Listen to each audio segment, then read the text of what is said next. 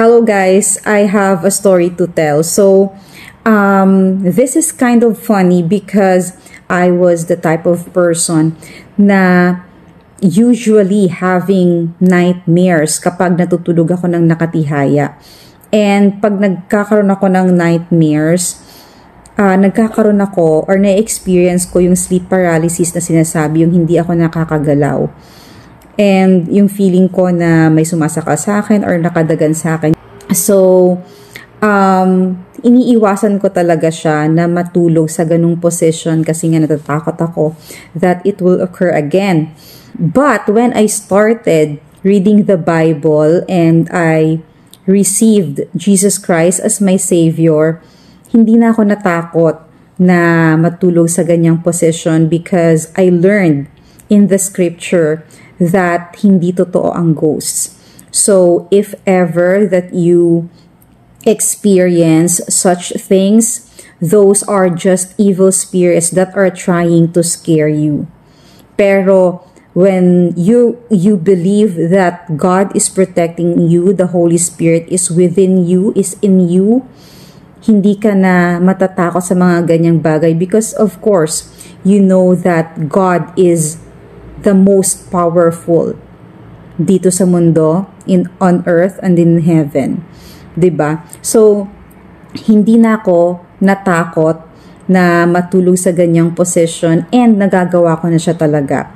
And this is the funny part because there were two instances na nangyari na sa akin na natulog ako ng nakatihaya and nag-dream ako ng something na hindi maganda because yung scenario is parang may napoposes and ako na yung nagkakas ng demons doon sa dream ko.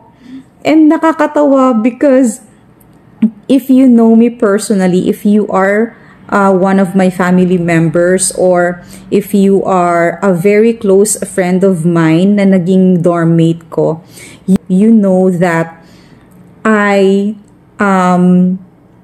was the type of person na super scared sa mga ganyang mga bagay. And now, yung nagigising ako nang wala akong nararamdamang takot and natatawa pa ako because yung, alam mo yun, yung character ko dun sa dream ko or yung role ko dun sa dream ko ay ako na yung nagkakast ng demons that I felt so powerful. I just want to share this. I want to record this because I want to testify how powerful the Holy Spirit is.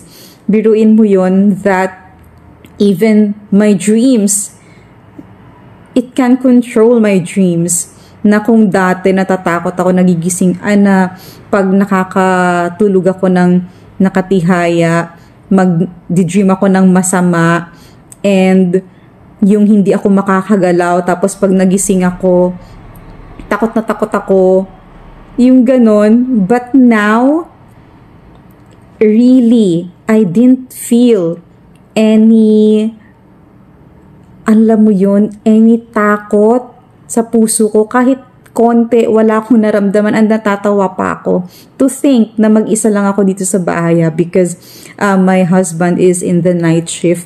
So mag-isa lang ako natutulog dito sa gabi. And natatawa na lang ako sa mga ganong dreams. And sa totoo lang, hindi naman talaga siya bad dreams kasi yung sa dream ko is ako nga yung hero, 'di ba? Na super powerful that I can do that. Napakatuwa lang. So, yun. Praise God po. Because talagang even me, I can't believe it. Kasi hindi talaga ako ganyan before. Hindi talaga ako ganyan before that I really avoid sleeping in that position kasi alam ko, I was sure na mangyayari yan sa akin ulit. But then, yun nga, may nabago sa akin. And by the help of the Holy Spirit, by the grace of God, hindi ko na nararanasan yung yung takot before and yung mga bad things tulad ng mga sleep paralysis. Nakakatuwa lang. And so, yun nga, 'di ba? Lagi kong sinasabi that when the Holy Spirit is within you, you are so powerful. I just want to share this passage pala. Acts 1 verse 8, you will receive power when the Holy Spirit has come upon you. So yun po. Thank you po for watching. God bless you. God bless us po.